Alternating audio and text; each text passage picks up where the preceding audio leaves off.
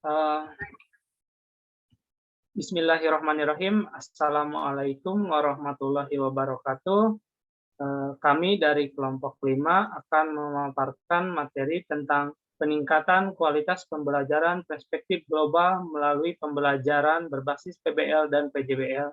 Yang terhormat Bapak dosen, Bapak Darda Abdullah Sijam SIP MPD, dan teman-teman yang saya cintai dan saya banggakan. Kami dari kelompok 5 beranggotakan ada beberapa. Yang pertama, saya sendiri, Aldi Baharudin Fadilah, dengan NPM 1850-60143, kemudian ada Mutiara Anissa dengan NPM 2050-60174, kemudian ada Najwa Alfaiza Ridwan dengan NPM 2050-60180, kemudian ada Suci Oktaviani Ispana dengan NPM 2050-60181, dan ada Siti Khairunisa dengan NPM 2050-60187, kemudian ada Mita Vera Febrianti dengan NPM 2050-60191, ada Nindi Hafizah dengan NPM 2050-60196, dan yang terakhir ada Putri Febrianti dengan NPM 2050-60207. Untuk itu, untuk mempersingkat waktu, kita memulai saja dengan akan dipaparkan oleh saya sendiri. Perspektif global adalah suatu pandangan di mana guru dan murid secara bersama-sama mengembangkan perspektif dan keterampilan untuk menyelidiki suatu yang berkaitan dengan isu global. Yang dimaksud dengan isu global antara lain isu lingkungan, hak asasi, keadilan, studi, dan tentang dunia dan pengembangan pendidikan. Peserta didik harus belajar tentang dirinya dan dunia karena berkaitan dengan kenyataan yang ada di dalam kehidupan sehari-hari. Cukup sekian dari saya, terima kasih, dan akan dipaparkan oleh pemapar selanjutnya. Baik, yang selanjutnya yaitu pendidikan global merupakan upaya sistematis untuk membentuk wawasan dan perspektif para siswa. Karena melalui pendidikan global, para siswa dibekali materi yang bersifat utuh dan menyeluruh yang berkaitan dengan masalah global. Pendidikan global menawarkan suatu makna bahwa kita hidup di dalam masyarakat manusia, suatu perkampungan global di mana manusia dihubungkan baik suku maupun bangsa, dan batas negara tidak menjadi penghalang dan merupakan komualitas dari perbedaan di antara orang-orang yang berbeda bangsa.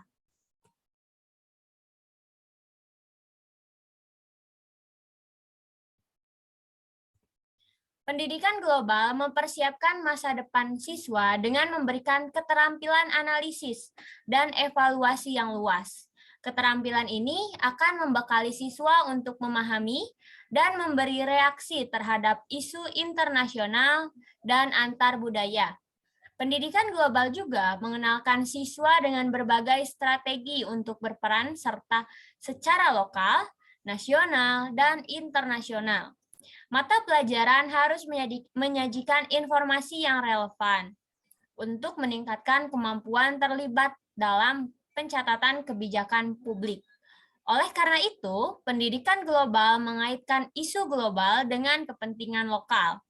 Berdasarkan uraian tersebut, dapat kita simpulkan bahwa pendidikan global adalah suatu pendidikan yang berusaha untuk meningkatkan kesadaran siswa bahwa mereka hidup dan berada pada suatu area global yang saling berkaitan. Oleh karena itu, siswa perlu diberikan informasi tentang keadaan dan sistem global. Untuk pemaparan selanjutnya akan dilanjutkan oleh teman saya.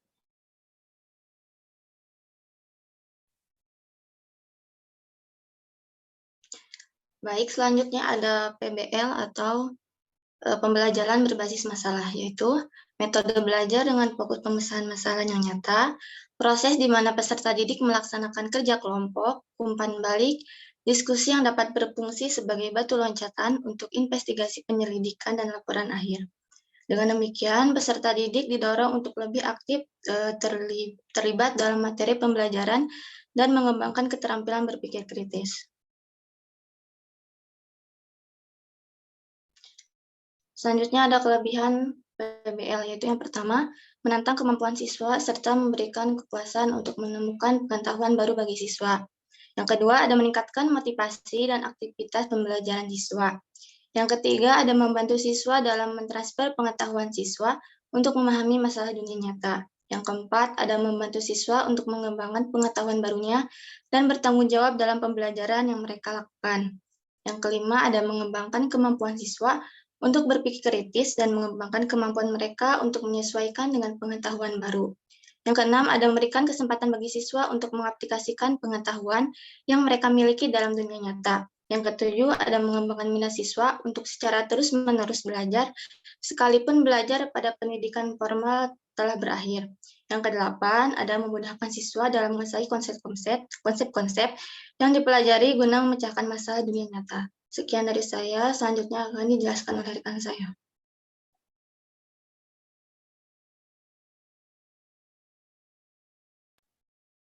Baik, yang selanjutnya B. Kelemahan problem-based learning.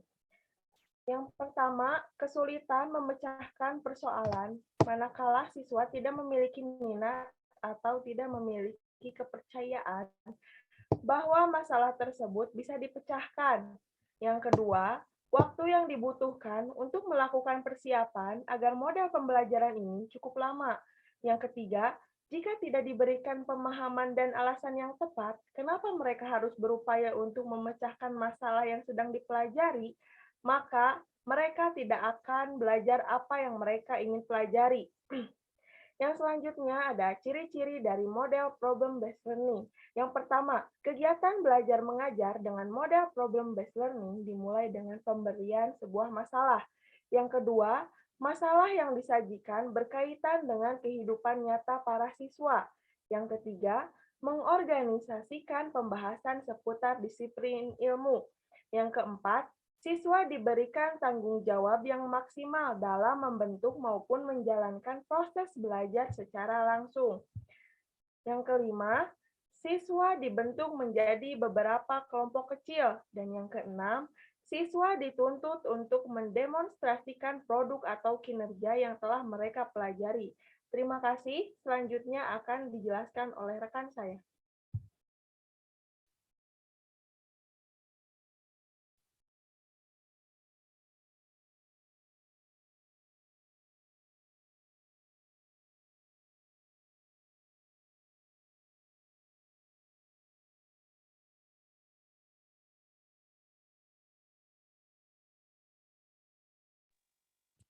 Untuk selanjutnya yaitu contoh pembelajaran PBL. Contoh pembelajaran yang menggunakan metode problem-based learning pada kelas 5, tema 7, subtema 1, pembelajaran 1, mata pelajaran IPS. Hasil yang diharapkan yang pertama yaitu siswa tertarik untuk ingin tahu dan mempelajari lebih lanjut tentang peristiwa dalam kehidupan. Yang kedua, siswa memiliki kepedulian terhadap peristiwa-peristiwa yang terjadi pada dirinya dan yang terjadi di sekitarnya.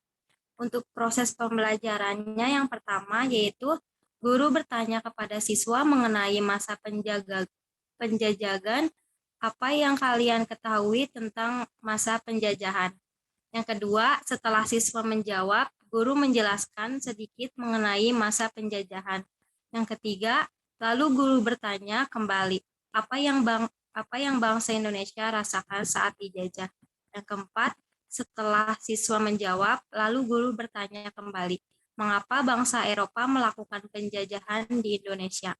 Yang kelima, setelah siswa menjawab, guru menjelaskan tentang peristiwa kedatangan bangsa Barat. Keenam, setelah guru melakukan pengajaran kepada siswa, kemudian melakukan evaluasi dan siswa dipersilahkan bertanya jika tidak mengerti. Selanjutnya,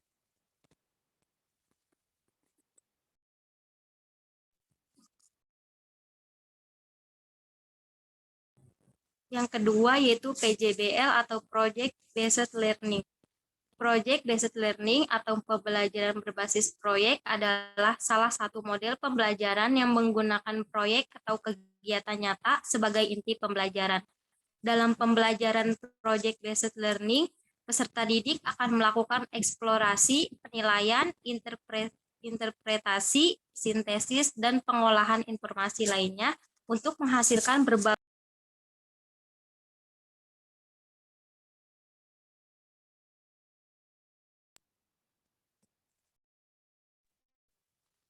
Selanjutnya akan dipaparkan oleh rekan saya.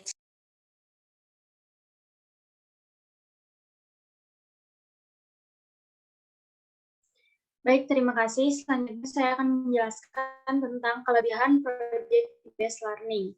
Yang pertama, meningkatkan motivasi belajar peserta didik untuk belajar, mendorong kemampuan mereka untuk melakukan pekerjaan penting dan mereka perlu untuk dihargai. Yang kedua, meningkatkan kemampuan pemecahan masalah. Yang ketiga, membuat peserta didik menjadi lebih aktif dan berhasil memecahkan problem-problem kompleks. Yang keempat, meningkatkan kolaborasi. Yang kelima, mendorong peserta didik untuk mengembangkan dan mempraktikkan keterampilan komunikasi. Yang keenam, meningkatkan keterampilan peserta didik dalam mengelola sumber. Yang ketujuh, memberikan pengalaman kepada peserta didik, pembelajaran dan praktik dalam mengorganisasi proyek, dan membuat alokasi waktu dan sumber-sumber lain seperti perlengkapan untuk menyelesaikan tugas. Yang kedelapan, menyediakan pengalaman belajar yang melibatkan peserta didik secara kompleks dan dirancang untuk berkembang sesuai dengan dunia nyata. Yang terakhir, membuat suasana belajar menjadi menyenangkan sehingga peserta didik maupun pendidik menikmati proses pembelajaran. Selanjutnya akan dilanjutkan oleh rekan saya.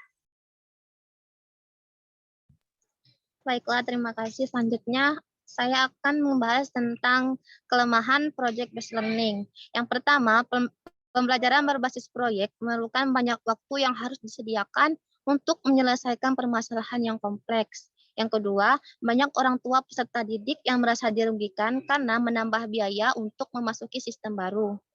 Yang ketiga, banyak instruktur merasa nyaman dengan kelas tradisional di mana instruktur memegang peran utama di kelas. Ini merupakan tradisi yang sulit, terutama bagi instruktur yang kurang atau tidak menguasai teknologi.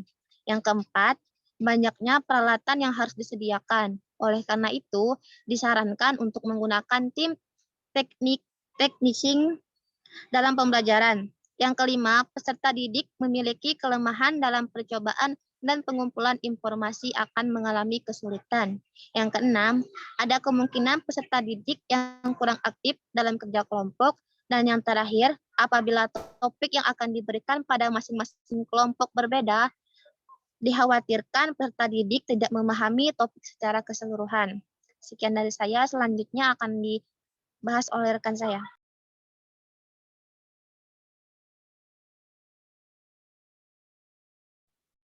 Baik, selanjutnya yaitu contoh pembelajaran PJBL. Contoh pembelajaran yang menggunakan metode Project Based Learning pada kelas 5 tema 7 subtema 1 mata pelajaran IPA. Proses pembelajarannya yaitu yang pertama, guru mengawali pembelajaran dengan menjelaskan materi tentang sifat-sifat benda. Yang kedua, setelah selesai menjelaskan materi, guru bertanya kepada siswa apakah ada yang tidak dipahami dari materi tersebut. Yang ketiga, lalu guru membagi siswa ke dalam beberapa kelompok yang setiap kelompoknya terdiri dari 3-4 orang. Yang keempat, guru menjelaskan mengenai tugas kelompok, mengenai sifat-sifat benda. Pada saat melakukan percobaan, siswa diminta menggambarkan hasil dari percobaan tersebut. Contohnya, ambillah pensil yang masih utuh, perhatikan bentuknya dan gambarlah. Dengan menggunakan penyerut pensil, rautlah bagian ujung pensil hingga dapat digunakan untuk menulis. Perhatikanlah, gambarlah, dan bandingkan gambar ini dengan gambar pensil yang utuh sebelumnya. Ambil penghapus pensil, amati bentuknya dan gambarlah. Gosokkan penghapus tersebut ke permukaan meja yang rata dan halus selama beberapa saat. Amati bentuknya, terutama pada bagian yang digosokkan. Gambarlah dan bandingkan dengan gambar sebelumnya. Yang kelima yaitu setelah melakukan percobaan tersebut, siswa diminta mempresentasikan hasil gambar dari percobaan tersebut dan dijelaskan. Yang keenam, kelompok dengan nilai tertinggi diberikan penghargaan oleh guru. Mungkin cukup sekian dari kelompok kami, kurang lebihnya mohon maaf. Wassalamualaikum warahmatullahi wabarakatuh.